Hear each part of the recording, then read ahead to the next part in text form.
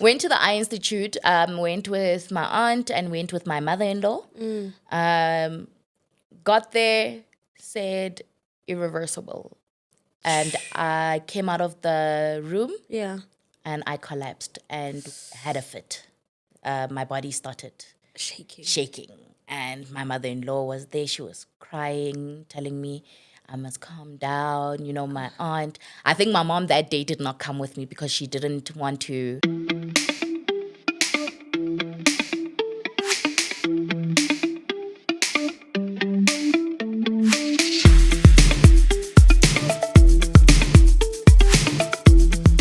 So we are sitting on grey chairs. Okay. Right.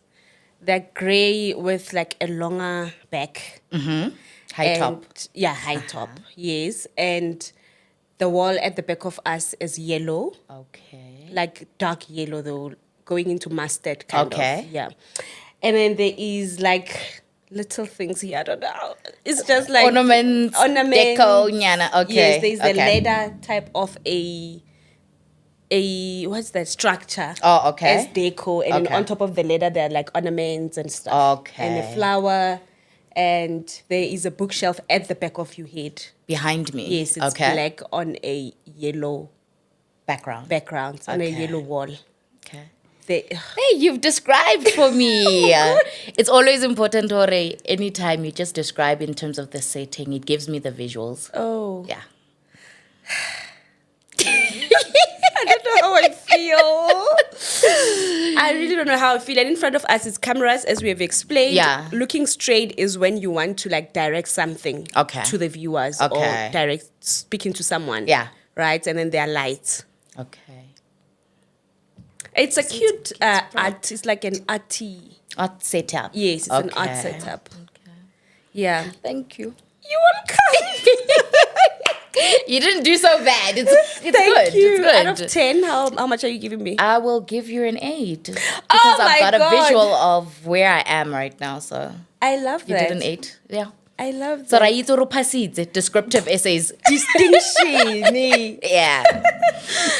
Anyway, hi everyone. Welcome to Own Narrative Podcast by myself, Promise Makunyane. This podcast is about marriage and family dynamics. If you'd like to be a part of my podcast, if you want to be a guest on my podcast, please write to us on the email address that is on the screen. And do not forget to put your number, preferably your WhatsApp number, so that we can be able to contact you after we vet your story.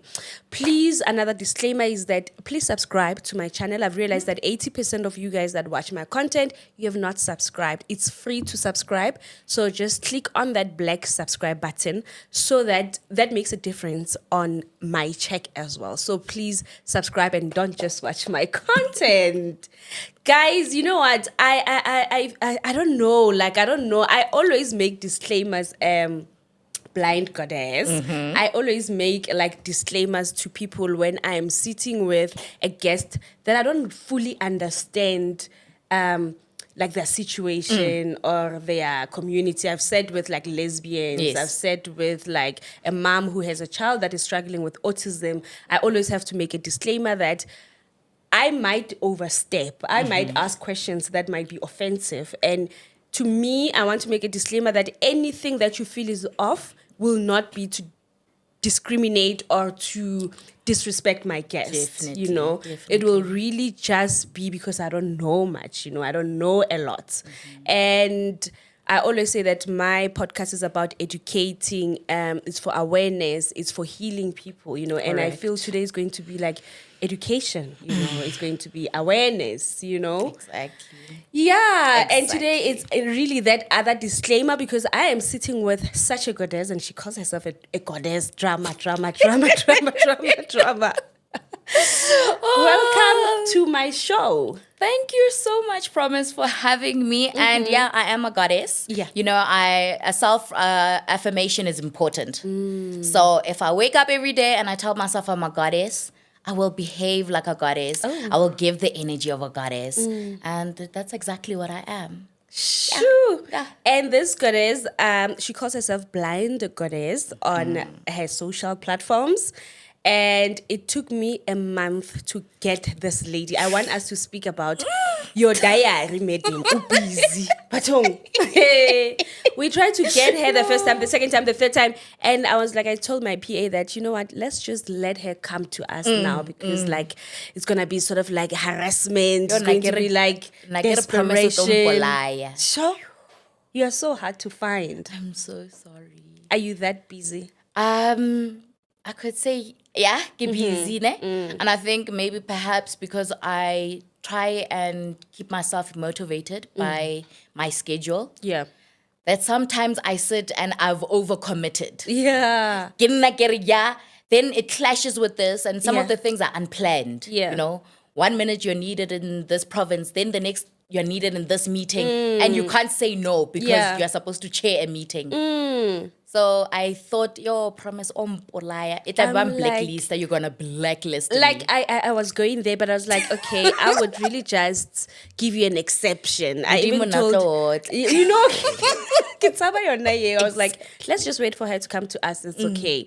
I even told the studio this morning that my second guest, because you're my second guest, she didn't double confirm. You know, I've been sending her messages, so let's just wait for her because I would blast I would blast your phone. Like, are you coming? Why don't you say that you're not coming? You know. Oh, yes. So thank you so much for making time for me. I really, really appreciate it, and more so because I've understood how busy you are. You know, and you are blind. Yes, I am. Like you can't see at all. Not that I can't see at all. So blindness is a spectrum. So according to the blind spectrum, I am legally blind, meaning I cannot utilize my sight to function. So I see shadows, I see lights, I see movement, but I can't see any details at all. So right now, what are you seeing? Just where there's spots of dark items, I can see that there's something dark. Where there's light, I will see that there is light. When you move, because your hair is darker, I can see your head movement. And because your skin is light, I can see when you're moving. Oh, so you know that I'm light. Or maybe your husband or your nanny told you that Promise is actually light. No, it's because I can see the lightness. So it's like a yellowish kind of, shadow that I see. So how long have you been blind for? Promise, I've been blind since 2015. You were not born blind? No. Hey, Mara. I went blind at the age of 22. What happened?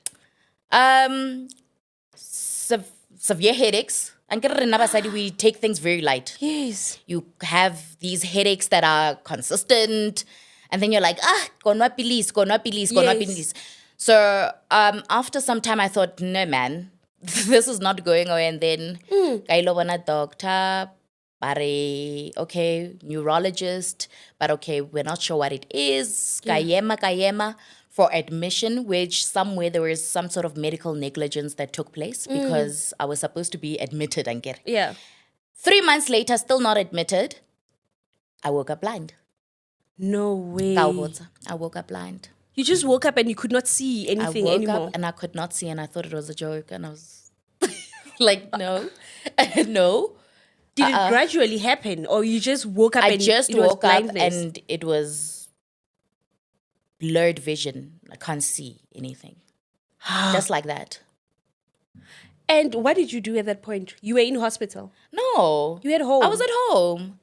I called my husband just to see maybe, then I rubbed my eyes, give on now, or maybe, I don't know, I woke up maybe in shock or something. Yes. Couldn't see.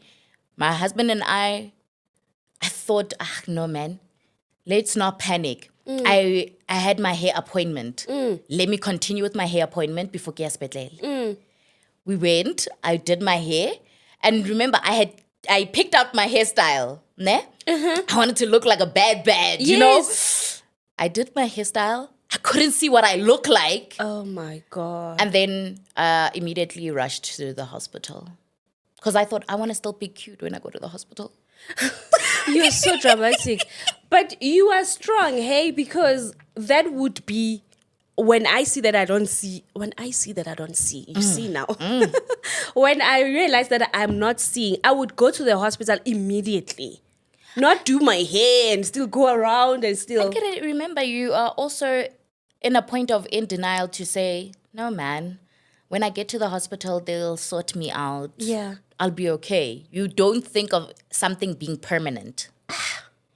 And the way I was losing my sight, if I was admitted in time, meaning 3 months before, prior, I would be sighted right now.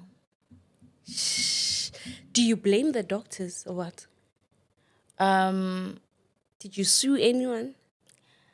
Well, it's a bit of a process, ne? The challenge. I'm not giving you ideas. No. Listen, let me tell you what a lot of people don't know with medical negligence, right? Cases, is that you only have 3 years to submit that. Your complaint. Yeah, once you are aware that it might be a medical negligence case. But people don't take the process of you healing. Remember, you must heal physically, you must heal emotionally and spiritually. Yeah. And that can take you 3 to 5 years, some people even 10 years. And by the time you actually realize that, no, man, there's a medical negligence case here, the law says, you can't. You can't. Time has passed. But that's one of the things that we try and fight, correct? Yeah. Because now here I am, I'm living with blindness forever. It's the rest of my life. So it can't, you won't see again sometime. It's irreversible yeah. or what? Yeah. Have you, actually I've realized that you have not even introduced yourself. Oh! Please tell my people who you are. Oh my God. Okay, which side? Okay. Straight. Okay. Your face straight. So, Promise wants me to introduce myself. I'm Meagan ON. I'm the blind goddess. Yeah, I am visually impaired. I'm blind. I'm a mom of 2 boys, my 7-year-old and my 11-month-old little, ray of sunshine. I am a wife. I am a sister. I am a daughter. I'm a social activist, a motivational speaker, and just a lover of life. You look like a lover of life. Yeah. You are so full of life. Have you always been like this, or you started just pumping yourself after your blindness? I had the confidence was there. Yeah. Sorry about that. The confidence was there, but I think once I got to a point of self-acceptance, once I went blind, after I went blind, the confidence is on another level. Yeah. And it's because I had to be intentional about it. Before, when I was sighted, I was not intentional about my confidence. Now, when I've gone blind and I've accepted and I embrace me, Meagan, being blind, Meagan, who I am, my newfound reality. Sure. I'm like, girl, if you're not confident, I don't know who you think is going to pump it into you. Yeah, I hear you. Do you feel that you have to now work 10 times on yourself because of your condition? Like, you have to motivate yourself. You have to be confident. You cannot just be in a slump for months and months. Promise, I went into a deep depression when I lost my sight. Obviously. Like, going into depression is the easiest thing. Coming out of it is the most difficult thing ever. I went through depression, severe depression and anxiety, and I'm still battling with it till today. But it's because every day I need to be very intentional. And that's why I'm saying, you asked the question, do I need to work 10 times harder? Yeah. Yes, I do. Because remember, we think abuse is physical, abuse is male and female. Yeah. As a blind person, I face emotional abuse on a daily basis. Daily basis. Can you imagine trying to get a job and they won't take you? Not because you don't have the qualifications, the ability, the skills. It's because you're blind. Simple.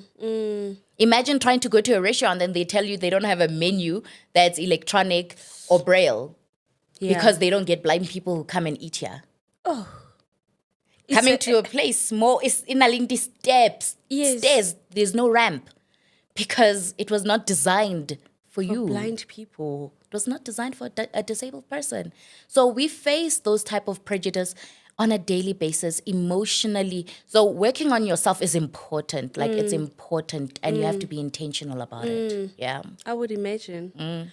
So when you went out of your car now and the production guy came to you and he said go that side, and you were like, I can't see, and I heard you and I was this side. I'm like, oh my god. How often do you get those where somebody's like, no, come this side, walk this side? And I heard you saying, I can't see. I'm like, oh, Promise, why did you not tell everyone that you are hosting this woman? No, Promise, there's nothing wrong with it. I get that all the time. And I think as people with disabilities, right? Yeah. We always have to put disclaimers. We always have to announce ourselves. We always have to display our disability. You know, we must be made aware that Meagan, she's here, she's blind. You know, all the time. Or I have to tell people, I can't see. You know, they put something in front of me and I'm like, please, can you put my hand on it? I can't see. And usually I travel with a friend of mine and my business partner, Emmanuel. Yeah. And he makes it much easier because he will be, you know, the first to say she is visually impaired or she is blind, she can't see you. But people, the attitude that we sometimes get, it's because of lack of knowledge and understanding and also a level of ignorance. But ignorance is not stupidity. It just means you have not been exposed to it. Yeah. And I embrace that because it means it's an opportunity to learn, to teach you. educate. Yes. Yeah. So I embrace that. And your eyes are so big. Like, they are so big and so gorgeous that I'm expecting you to see me now, you know? It's just so, I don't know, you know, they're so big and beautiful. And I'm like, can't you really see me? No, girl. These eyes don't work, but I am full of vision. I love that. I love that. So you said you're Meagan, your surname, you just like slid through it. Meagan Adonis. Are you what? Married to Yes. a white man? No. A Dutch or what? No. Dishate Makloseni. I'm married to a handsome, loving Xhosa man. You know, my forever yena. Yes. Forever, forever, forever. Choose a yena. Yes, all the time. Keta yena, you know, God sent. My life partner, my everything. So I'm married to a Xhosa man. So the surname? Adonis. I don't know. Are they like somewhere in their family going back? Because it's so English or so Dutch or just not African. I don't know. I must actually find out the history of Adonis. Yeah. So when did you get married to this man? I got married to my man. We got married in 2017, 2018. All right. But we've been together for 11 years this year. You got married when you were blind, when you were already blind? Yes. Wow. What a man. We met when I was sighted. Had our first child when I went blind. And got married when I was blind. What a man. And I'm saying that because, honestly, not everyone can do that. Like, they will just leave you the minute they realize that you can't see. Like, he was chosen for me. I was chosen for him. How were you shown in your dreams or what? Power of attraction. Yeah. Power of attraction. Yeah, and you are a hot woman. Like, you are beautiful. You are super, super hot. And you was like, you know what? I will just mind my goddess, blind or not. I love that. And I really shout out to you. What's his name? Eskumbuzo. Skura. My love, Shout Nana. out to you. It's not him. This is your PA. This is your helper or your business partner. I can say my business partner, my assistant. Yeah, so everywhere I go, it's me and Emmanuel. How did you meet Emmanuel? Emmanuel, I was introduced to him in a business meeting. Yeah. Because I'm also in technology. So I own several technology companies. Batong! So I was introduced. Woman. Hey, we are trying to chase that bag and secure it every single way. Yeah, I was introduced to him because I was trying to develop an app, and he was brought on board. And then also I am a student leader at UNISA. Okay. Then we did a campaign together. He's also a student leader. We did a campaign together, and then ever since it's just been the two of us going everywhere from province to province, project to project. When we do motivational mentoring programs at schools, everything, my meetings, he's sitting there. He's the head also, technical support for one of our businesses. So, yeah. Does he stay in your house? No. Because I heard you the other time you were calling Emmanuel. I'm like, oh, maybe Emmanuel is like a PA that stays in your house. No, we're just always together. So he comes if we need to go somewhere or if we need to work. And he has patience. He's also God sent, I must say. I love that. God sent. Patient with me, understands me. I frustrate him, but when I do frustrate him, somehow we come back, Yes. And we don't waste time on coming back. No. We must Fix our things now. fix our things now. Yeah. Yeah. So that's my Emmanuel. Shout out to Emmanuel. And I'm giving shout outs to this because I'm looking at myself like this just wants a human being that is patient, that is selfless. Do you understand? Correct. Just getting you inside the car, getting you outside the car, having to explain to you that it needs just a human being that is so patient, that is selfless. Correct. And I think, some of the people who have displayed that in my life as well, my mom and my sister. Yeah. You see my sister right now, I'm here. She's at home. At your house? At my house with the 11-month-old and the helper. And she's waiting for the 7-year-old to come back from school. I love that. Because my husband is not in the province. So she's always there. I think she's been one of my greatest motivation, so that I don't want to let my sister down. I want, anytime my sister thinks about me, she must say, blind goddess, my sister, Meagan. She's a mover, she's a shaker, she's changing lives. And she's always there, even though sometimes, because now she's, 19, she's turning 19. She's at that stage. But my sister is my ride or die. Do you stay full-time with her? No, it's just that we stay so close to each other that it's easy for her to come to the house regularly. But also she can spend like a week at my house. I love that. And she'll be jumping mudimaka, anname, all of these things. But I love her so much. I love her. I think that is my first baby. Yeah. She is big sister. My husband and I, that is our first baby. My husband treats her like our first daughter. I love that. Yeah. I love that. So then when you take me back to the day when you found out that you were now blind, how did you leave just that first week, that first month? Oh, I think the first week I spent it in hospital. Yeah. And I think my mind was just telling me it's going to go away. Go away. I'm in hospital.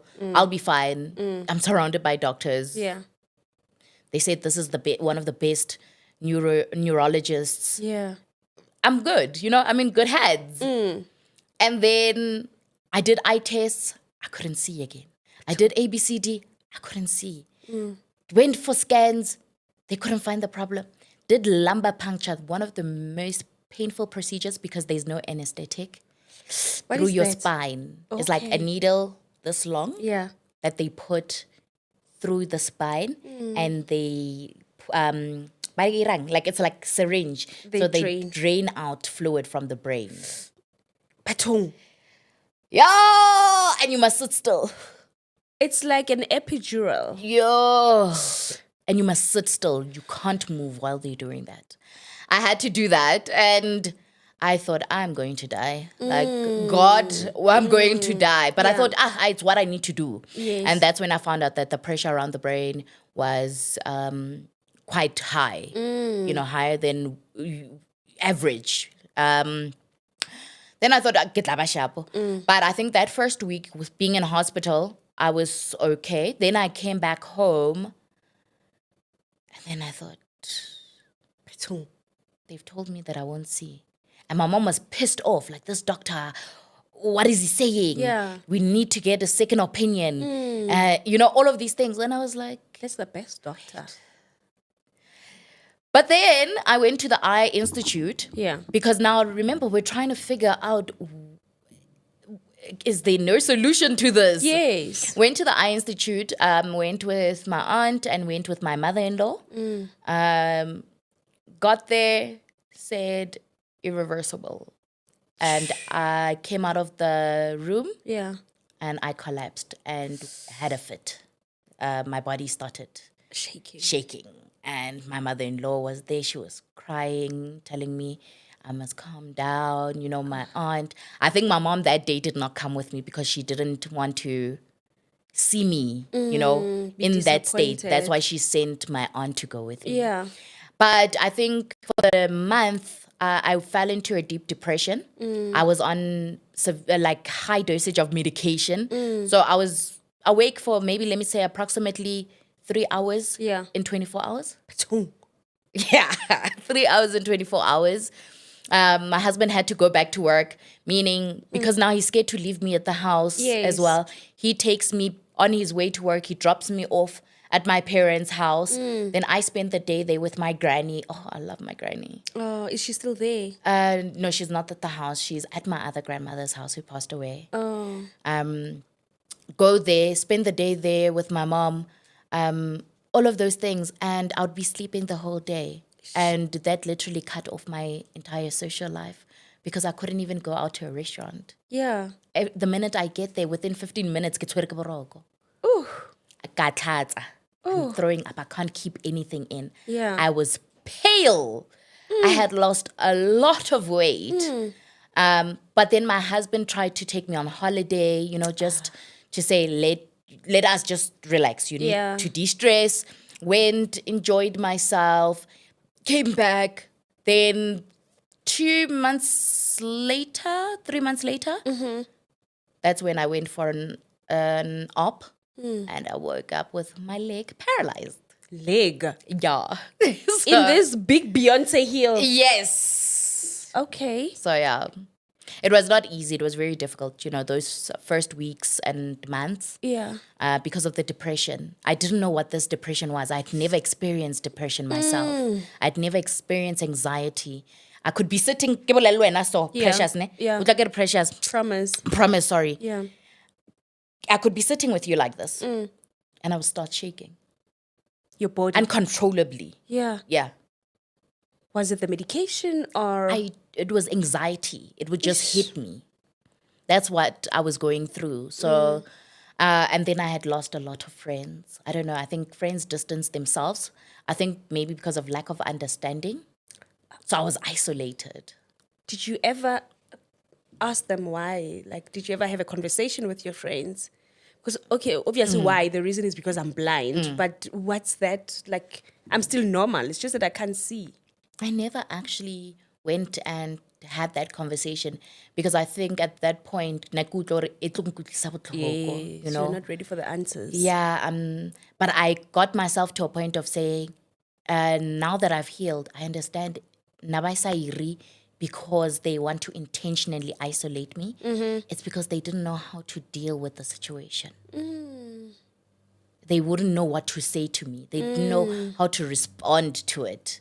And so the best thing for them was to distance themselves. I went from a friend I was speaking to for 6 hours in a day. Yeah. On the phone. Yeah. But about 2 hours, friend, after on the phone. On the everything. phone.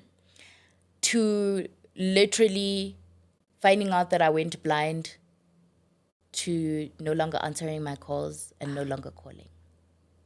No way. Yeah, that it hurt me so much. But I still retained my friends, like the godmother of my sons. Yeah. And Nompendulo Mkajwa, who's always been there.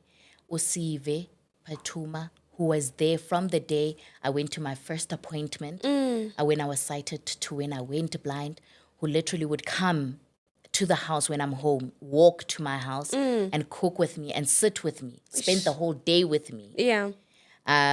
Those are the friends that have really been consistent in my life. And Reba, you know, Mutle, they've been there, been very consistent. and intentional about making sure that I'm part of everything that they do. Everything.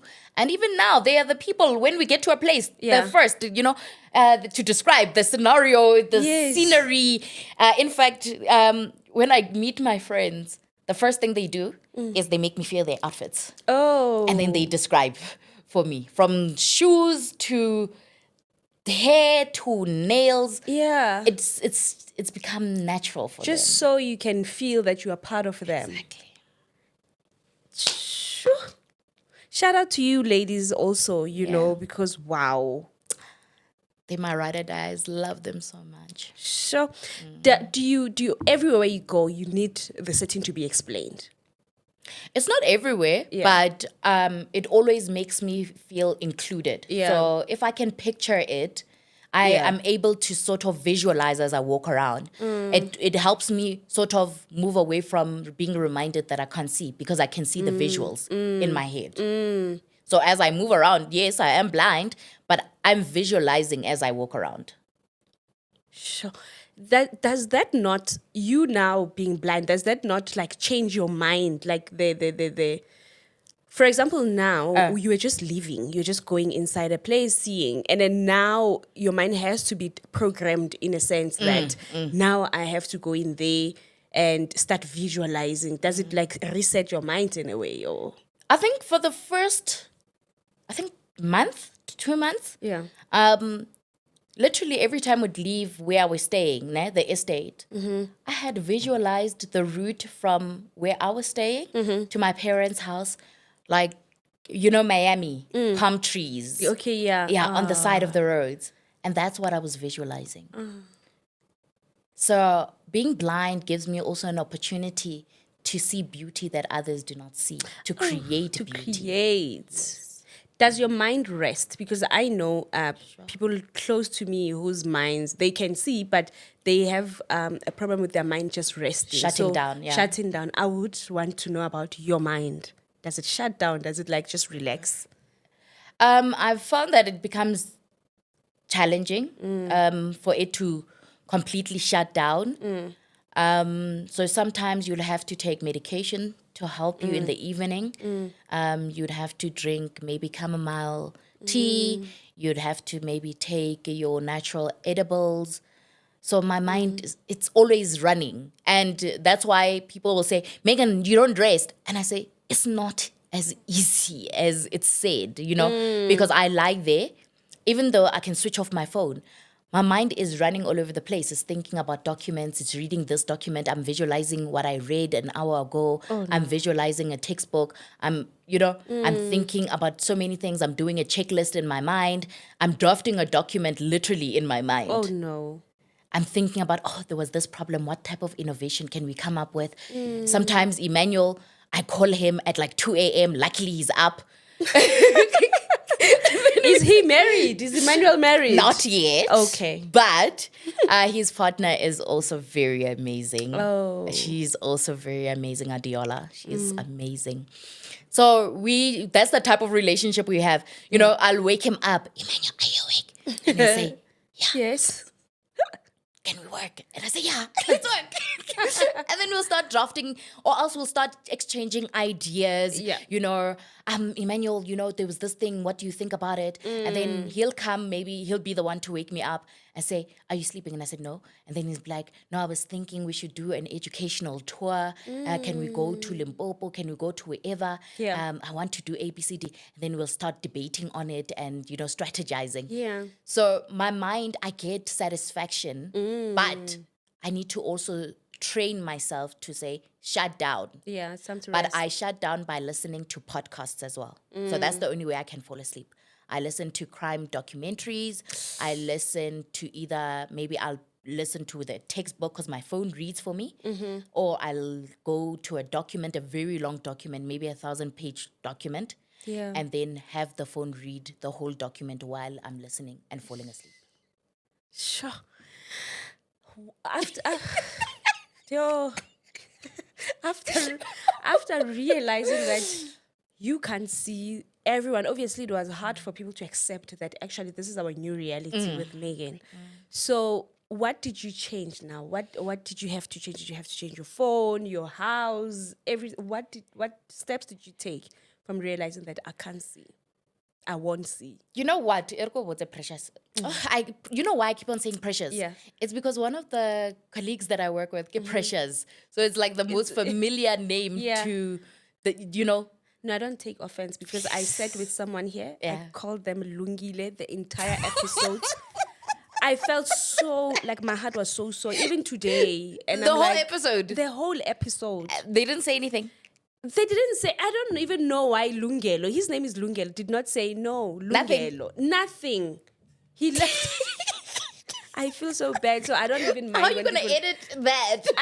It's live. Girl, it's live. Oh, no. I had to also apologize in the comment section so that people cannot now run with calling him Lungile. His name is Lungelo. Thank you for the correction. Yeah. But, promise, what people what did you have to change? Were we talking about that? Yeah. Okay. What do I have to change? Yeah. Before what I need to change, you must remember this does not only affect me. Yeah. It affects everyone else around me. From my parents, my siblings, my partner, my extended relatives.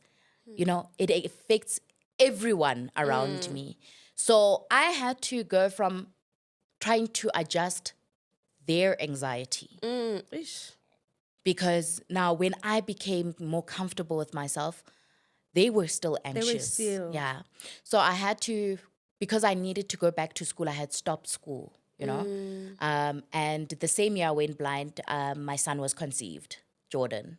The first one? First one. My first love. Ooh. My everything. Yes. My everything. The one who challenges me. Yeah. The one who's making me who I am now. I love that. That's him. Yeah. You conceived him when you were blind? Yes. Girl! Oh, guys. Hey, Matoni. I'm also human. I'm inside your bedroom now. I'm judging you. You're judging me. No, I'm joking. I'm also human. Yes, right. So he was conceived and I had to now try and figure out how am I going to be a mom who's blind. Then I had to figure out in terms of learning my environment, meaning my place, I need to feel around, where's what. Things have to be put a certain way so that I don't bump into them. Yeah. The glass, I like them structured in a certain, pattern in the cupboards. Yeah. My clothes had to be rearranged so that it's easier, short sleeves, whatever, so I don't mess up my cupboards. Yeah.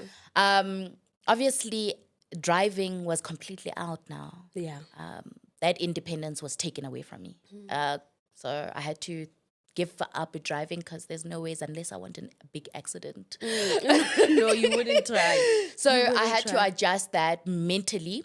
And then I had to go to an academic institution called Optima and learn how to utilize assistive devices without sight. So it is an academy for people who are blind where they teach you independent living. They teach you introduction to computers in order for me to go back to school. Yeah. I was by one of the, educators at UNISA, Mr. Moodley, had recommended that I go there. Yeah. And then now that was the first time I had to be in an environment with disabled people, myself being disabled. Yeah. Oh. Now ticking disabled on a paper. Yeah, now I'm like going to an institution for the disabled. Like, I'm really going, so I had to do that. But also that really helped me with my self-confidence. Yeah. It also helped me realize the work that I need to do. Around, yes. But in terms of adjustment, there was just, a lot of adjustment that had to take place. I had to sensitize my family. I had to show them how I want things, how things would be much easier for me. I had to learn how to use my phone, putting on the voice over assistant. How do I adjust it? Double touch, triple touch, 3 fingers scroll, 2 fingers scroll, all of these things. It's not just you open your it's 3 fingers, 2 fingers, double touch, one touch. Is that how you open your phone? It's how I operate my phone. Operate the phone. Yeah. And then listening to it speaking. which was very frustrating Yeah. because now, can you imagine listening There's to someone no speak privacy. 24/7? And there's no privacy. That means I would hear what you're doing on your phone every time. Yeah. So I had to adjust Sure. on that. And I'm grateful that I've learned that has given me a lot of independence. It has also allowed me to do things beyond my imagination, What else did I have to adjust? People's attitudes. Do you cook? And people's attitudes. Sure. Do you cook? Oh, definitely. Yes. Ngiyayishaya ibhot. Oh, Hashem. Di pizza. Stofong. Oh. Batong. Guys, halka bona monna ka o fresh. Hey! Ke gopola picture monna ga ke flight mo ba go tsele yena jela. Never. Lena, never. So you do cook? Yes, I do. So you just know that you won't burn yourself. You always need to familiarize yourself with the environment in anything that you do. So the stove, I would feel, where's everything, the cooking oil, the spices, I know where they are sitting. I will feel the bottles to know which spice it is. I'll have them ordered in a certain way. Yeah. If it's the curries, please put the curries and leave them in their packets. If it is the bright spices, they will be in a certain bottle, so I know the shape of the bottles. The pots, obviously, you can feel. A lot of the things you actually don't need your sight. Sight is just to guide you. So, but when you're saying like Raja, there is the peri peri one, and you'll tell them maybe leave them inside the boxes, and I'll know this is Raja. So, how would you know this is the yellow Raja? You smell them. I would smell them and I would taste them. So I rely a lot on this. On the nose. So generally, something that would take me 10 minutes might take you like double the time. It's something that might take you 10 minutes, depending on what it is. Yeah. Might take me maybe double the time. Yeah. But also I have found that something that might take you 10 minutes might only take me 5 minutes. Is it like what? Reading documents, number one. Is it quicker for you? Yeah. A 100-page document, I read it within 5 minutes. So you'll just listen? I listen, it speaks, and then I process the information very fast. Because I don't listen to it speaking slowly. My phone literally goes... And I capture all of that information. I can read documents faster. What else? What else do I do faster? Cleaning. If I'm going to clean, I clean much faster and I make sure who clean because I feel. I don't just wipe. No. I wipe while cleaning. But there are things that take me longer because if I'm mopping, I'll probably mop over 4 times. Oh, yeah, on the same spot. On the same spots, just to make sure I'm being thorough, I'm not missing any spots. So yeah, you're correct. It's frustrating. Yeah. But that's why I say it teaches you to be patient with yourself. I love that. And what conversations did you have with your husband? Like those real raw conversation after you went blind? The real conversations, would this be around our relationship? Yes. About our relationship, Okay. where we are going from here. It would be...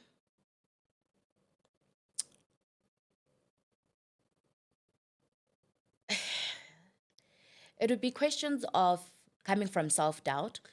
Questions like, am I a burden for you now? Questions like, am I going to be good enough for your family? Questions of, will you be ashamed to walk with me in public? Those type of things. But I think because then I conceived the same year I went blind, the biggest question was, am I going to be able to have this child, to mother your child? Yes. And he made sure, reaffirmed and said, we're having this baby. We're going to figure it out. Yeah. I'm not going anywhere. Oh.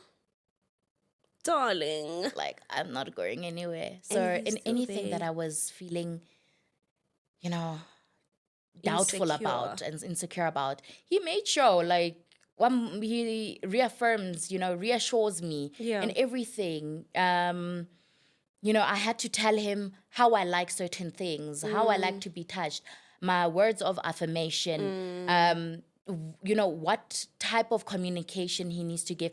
But here and there obviously will clash because he's also learning. Yeah. He's also I adjusting. could imagine that, yes. He's adjusting. Yeah. I get frustrated, like, hey, why are you not doing it the way?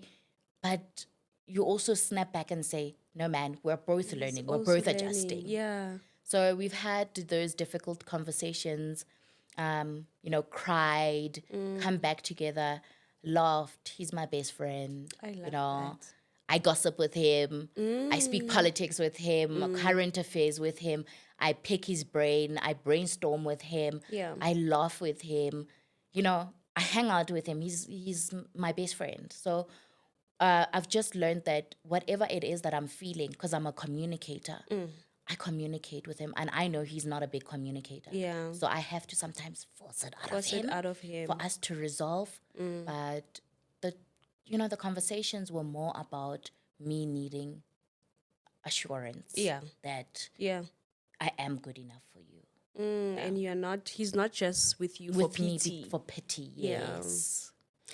Then within your in-laws, like families, both on your side and on his side, have you ever not, how are you welcomed, or any discrimination? No. I can say not directly in terms of my mother-in-law and my father-in-law. Yeah. And my sister-in-law and brother-in-law. They really embrace me, Usually, before my brother-in-law was working, it would usually be myself, Emmanuel, and my brother-in-law all over, It would be us. If Emmanuel's not around, then it would be my brother-in-law who's with me,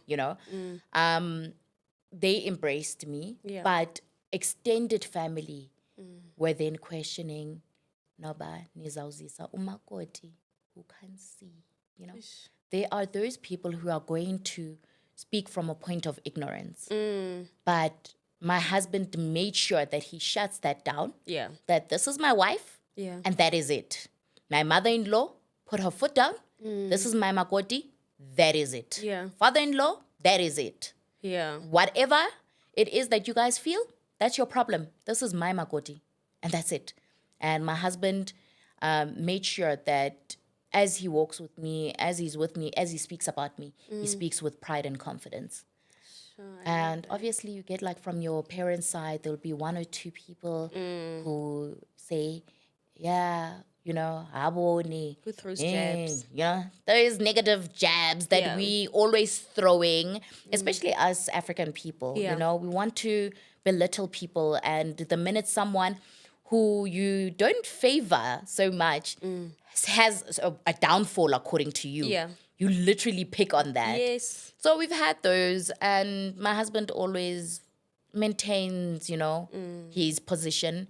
My mom maintains her position. My dad, my brother, and my sister, they maintain their position, and my in-laws, my immediate in-laws, they're very protective of me. And anyway, it's really their weight that matters. Every other person, you have to deal. They will deal with it. It's between them and God. So when you realized that now you are blind, you were still studying? Yes. At UNISA? Yes. What were you studying? I was studying politics, but I had just started with politics. Yeah. So it was literally, I was going to start my first semester.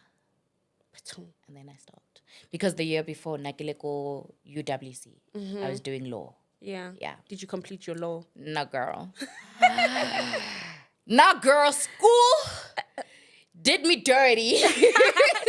Other way around, actually, ma'am. It did me dirty that time, or I did it dirty. But I didn't complete. Yeah. I did another qualification because I was more directed to wanting to do political relations and political science. But because my parents thought I would excel in law, that's why I did it that time. I was supposed to go back to Cape Town, and then I met my husband, and I didn't go back. You picked indoor over education. No. Yeah. I was still going to school. Oh, okay. Yes, okay. but I just didn't go back to Cape Town. I hear you. Yeah. So Then how do you get into technology? My husband is actually in tech, but for me to get into technology, I actually came to a point of realizing that the technology that we have now for persons with disabilities and myself being visually impaired, I rely a lot on technology. It's not affordable, number one. 100%. The people who need it cannot access it. Ish. And that is because it's imported. Yeah. We don't locally produce the Produce technology. them. Therefore, me, Megan, who is getting a social grant, I can't afford that device that's going to cost me 15,000 Rand. There's no ways. There's no ways. But also, a lot of the technology that is developed for people with disabilities is not developed by people with disabilities. I thought, if I'm able to identify the problem, I'm facing the challenge. Why can't I come up with the solutions? And that's how I got into the technology space. The first lap of it, I entered into the GYI, Global Young Innovators, which is a South Africa and UK, I would call it competition platform for innovators. Entered that. Emmanuel was part of my team then as well. Owa, Lulu, and others were part of the team. We were all young people. I made sure that on my team it's young people. We entered that, got an amazing mentor, Anthony Stonefield, and we partnered with another company, Oxlab. Shafali Sharma. She's also very young. She's a space engineer. Brilliant. She's 31. Brilliant and intelligent. And Mike as well. And we won. 2021. What was the price? Or did they have to now invent? Some money! How much, girl? Girl, when you go to what you're going to Don't make any bodyguard or else. But we got some money, but also we got investment opportunity. And now we've got a permanent team, a permanent company that we have set up in South Africa. Our mentor is still working with us, not even as a mentor, but as part of the business. We are developing the technology. And it's just been very exciting being able to come up with solutions for vulnerable populations. I love that. Is the technology that you guys are inventing still under wraps, or it's? It's not. It is under wraps, but not necessarily. What are you guys doing? Okay, so it is a remote monitoring communications platform. So essentially it's able to pick up different things, sensors, and we use integrated AI in it. Behavioral learning patterns, algorithms, alert systems on it, safety and security, web browsing, internet banking. It's a whole lot of things on it. And also it helps with early detection of certain medical elements. So is it going to be a device that we buy or a disabled person buy and they go around with it? No. You would buy it, for example, you would buy the device for your mother or your grandmother who you are not able to visit on a regular basis. But you want to maintain communication with them and monitor their well-being. So the device would then be set up in their home. And then you would be able to interact with your grandmother through that platform. And they won't even have to touch it. You plug it there at the corner of the wall. And then you can send a voice note. And then it will play kamuntlungu. Her responder, she claps or she says, react. And then it says react is recording now. And then it will start recording her voice note. And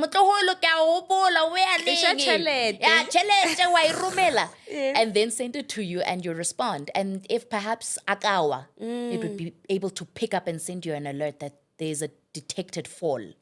So there's a lot of things. I just don't want to give everything, but it's some of the things that it would be able to detect. Oh, wow. When are you guys planning to hit investors, the market with it? We're calling you. Hello, investors. Invest in young innovators. I love that. Yeah, no. We'd be able to pilot that once we've got the capital and the resources that we need for manufacturing. And the beauty of it is that through this, we're looking to employ over 10,000 persons with disabilities to be part of the technical support. I love that. Investors, I know, international, local, Yeah, hit your girl up. Please. And I know that, are we coming to an end? They're showing me the time now. There's this whiteboard that they write the time. They're like 10 minutes. No. Re ka bolela forever. Hey, bruh. 7 minutes. Oh my God. So I've seen that you are in content creation as well. Is it just also a platform where you want to just educate people or? So, content creation, TikTok. TikTok. So it is a platform that my mom introduced me to, actually, funny enough. My mom rata dilo. Is she on TikTok? She's on TikTok. I'm sure she's the one that like, go, my girl, what. Yeah, she's the one. Yep. She is the one. We're like, she's loved by so many people. Hand it to your mother, commenting every single time. My mom comments on everything. I can post that. now. Yeah. Within 5 minutes, she's already commented. On top of it. Yeah. That's so nice. She introduced me to TikTok, and I couldn't understand this whole TikTok thing except for watching videos, scrolling. Yeah. And then at some point, I got addicted because now you're sitting there. It's like 4 hours later, you've been on TikTok, laughing, scrolling. Yeah. And then I thought, okay, I want to create awareness like I just do, just show people, Meagan, be myself, authentic. And I started posting like I do on Instagram. Then I thought, okay, what else can I do with this? Let me just bring people closer into my life. Yeah. Because I think people have a negative perception of people with disabilities and people who are blind. They actually, I've seen how people become so shocked when they see Meagan bathing go a rockets. That told me. See Meagan go rockets. No, what did you say? They're like, what?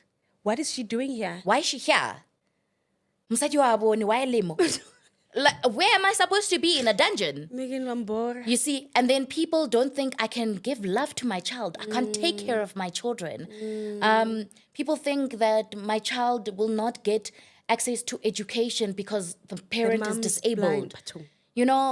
People will think I get sushi because I'm blind. And I said, but what do you mean? I can't have a glass of gin. Why? Because I'm blind. Yeah. So it's just showing people how to know, guys, we are human. I just can't see. It's because of societal barriers that would then make me really different from you. Yeah. But everything that you do, I want to do. And it's just bringing people inside, but also allowing an opportunity for those who felt that they've lost hope to say, listen, the sky is no longer the limit. Yeah. I'm telling you, Blind Goddess is telling you, the sky is no longer the limit. You are the one who sets the limits for yourself. And that's it. Girl, you are motivating me with 2 eyes, seeing everything, and I'm just this lazy person. Like, you are motivating me, and thank you. Thank you for your positivity. So, just in closing, I see you bath your now you've got a small baby, a 11-month baby. Correct. My sunshine. Baton. I bath him. I change nappies. I feed. It's messy. Yeah. It's messy. Yeah, I'm sure. And I think with Jordan, Yeah. I think the first few weeks I was crying, while changing his nappy, I was crying, trying to feed him. And then we move from stage to stage, from liquids to solid. Now I must figure out how to use the spoon and find his mouth. And, and through that, I learned patience. Be patient through your motherhood, your parenthood. Be patient with yourself, because when you're not patient with yourself, you become frustrated. Yeah. Your child is going to feed off of your energy because you are blind. Yeah. The child did nothing to you. So I feed Sunshine in my own way. Yeah. I bottle feed him. I solid feed him. Sometimes I feed him rice with my hands. Yeah. Because it's easier for me. Yeah. Yeah. Yeah. So I find innovative ways of doing exactly what it is that I want to do. I love that. Yeah. And your son now, who's 7, knows that you can see. Yes. What is he saying? My mommy is blind. Did he, when he was starting to can speak, to can realize things, did he ask you, or he just naturally knew that you can see? I think he naturally knew, but didn't know how to put a word onto it. Yeah. He knew that mommy can't see, like I function without sight, let me say. But he didn't know that mommy is blind. Yeah. And then he did ask me a question one day. I think he was about, three, three or four. Yeah. He asked me, Mommy, are you blind? And I said, yeah. I said, oh, okay. He's growing. Yeah. Then I said, and I was like, what? You know? And I cried. And I called my husband quickly and I said, he's asking me that I'm blind. And then my husband said, don't worry, it's fine. And I called my mom and I said, Titi asked me, his nickname is Titi. Titi asked me if I'm blind. And my mom, I think it threw her off. She literally broke down. And I realized that it was my responsibility for me to make it comfortable for him to ask those questions. Girl, it's me now sharing a tear because wow. Where's the tissue, guys? So it was not easy at all, you know. But now, you know, he understands mommy's blind. He goes on TikTok, he goes on YouTube, and he'll be the one to say, Mommy, do you know this YouTuber? She's blind. Or, Mommy, you know this YouTuber? She's got a disability. She's got one arm. Yeah. You know? Or you know this one? She's a paraplegic, Mommy. Do you know what a paraplegic is? And I'll say, what is it? And he explains, like, yeah, it's a person with a disability as well, like you, Mommy. And I said, yeah. I said, oh, okay. And then because I'm a casual day ambassador, I took the casual day team to his school. His primary school. Yeah. So it was a group of us disabled people, you know, no arm, small arms, no leg, quadriplegic, cerebral palsy, different, you know, disabilities. And my son was so excited. Oh, wow. He was excited, you know, and last year I couldn't go to his new school. Yeah. And he kept on asking me every day, Mommy, are you guys coming? When are you and the disability team coming? Did you call my principal? Did you ask my principal if you can come? And I kept on saying, I'm going to. And then he keeps on asking me. And I realized that my son, he's aware. Yeah. He's here. Yeah. And, you know, God just works in mysterious ways. He knows how to guide me. Oh, wow. He knows what a cane is, a white cane is, and what it's used for. If I ask him, baby, what do you do to help a blind person? Says, you hold their hand and you tell them when there are steps and you tell them where to walk. And then once you get there, then you tell them where you are. So he understands. And sometimes when he's drawing, he'll make me feel what he has drawn in terms of the outline of it.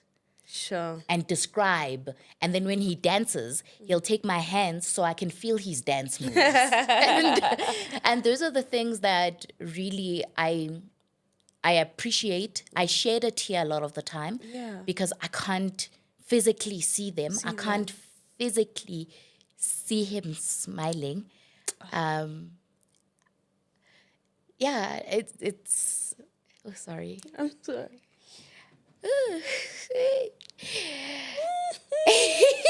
It's a crying show now. So I can't physically see him, and but I get so much joy from listening to the smile in his voice. Yeah. My son smiles with his voice, and he's a happy baby, very happy. So, okay, girl. It's now a you didn't tell me I was gonna cry. I also, you know, we started with high spirits. I just thought we'll papa through the Throughout, conversation. Yeah. You know what? Yeah. Don't worry, but God has a plan, and God has given me the opportunity. Yes, it's the difficult one to live with, me being blind. Yeah. But it has allowed me to find my purpose. I am content. Yeah. I am satisfied. I know why God has allowed for me to have no sight. Yeah. It's just because I had to be filled with vision. I had to serve a purpose. And I am living that each and every single day. And I'm grateful. And that's what people go around searching. Yeah. Their purpose. Yeah. Why am I here? Yeah, And you have it. I have it. Might not be able to see your face, but it Yeah. means if I've seen you before, you will never age. My mom will never Yes. age. My mom will never age in my Actually, eyes. yes. My husband will never age. In fact, I can even decide if he looks more handsome now. Like, I can What decide. a lucky man. I can be sitting here, Luena. Listen, girl, you looking like the baddest Oh girl. my Looking like gosh. Nicki Minaj. And you know?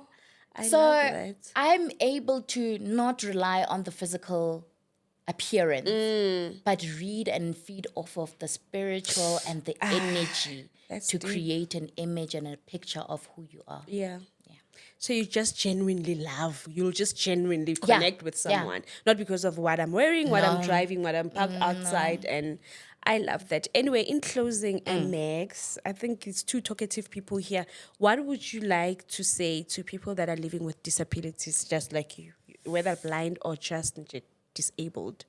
Okay. So before, it's Yeah. people with disabilities or disabled people, Oh, what did I say? people living. So we Oh. don't live with the disability. Okay. Yeah. You We're people people with, with disabilities, disabilities. or persons with disabilities or Okay. disabled people. I hear that. And what I would tell people is that, listen, you're not disabled because of your physical attributes. You're disabled by society. You're disabled by the environment. You're disabled from accessing opportunities. But always be reminded that the sky is not even the limit. Your abilities are dependent on your willingness.